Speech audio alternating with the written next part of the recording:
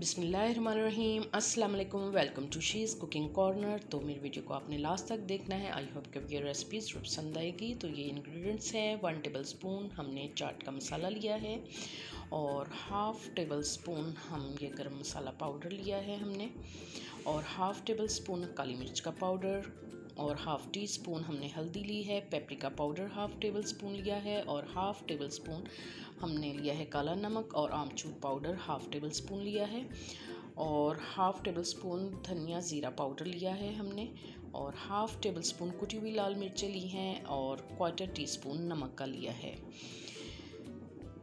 और 2 table spoon हमने omelette cut प्याज लिए हैं।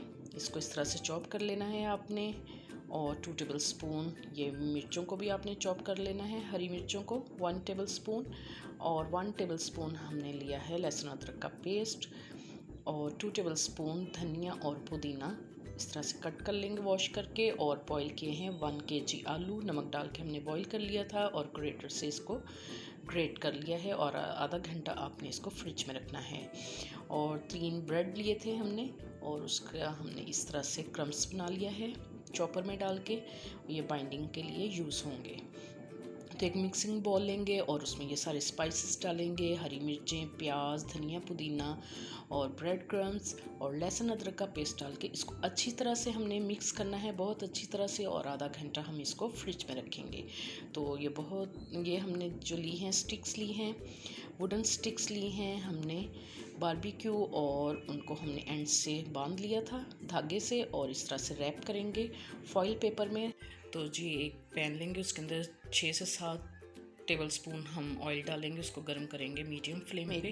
बॉल बना लेंगे, और ये मेरे पास लोहे की सलाख थी, तो उसको भी ऑयल लगा लेंगे, और हाथों को भी ऑयल लगाकर इस तरह से आपने ये देखें एक फिंगर और एक थंब की मदद से आपने ये कबाब बना लेना है। ये तमाम आलूओं को इसी तरह से हम कबाब की शेप दे लेंगे, और शैलो फ्राइंग करेंगे इसको मीडियम टू लो फ्लेम पे। तो ज़्यादा हमने पैन को भरना नहीं है, इस तरह से आपने इसमें ये डालना है, और 3 मिनट तक आपने इसको बिल्कुल भी हिलाना नहीं है। इस तरह से स्लोली हिलाएंगे आप।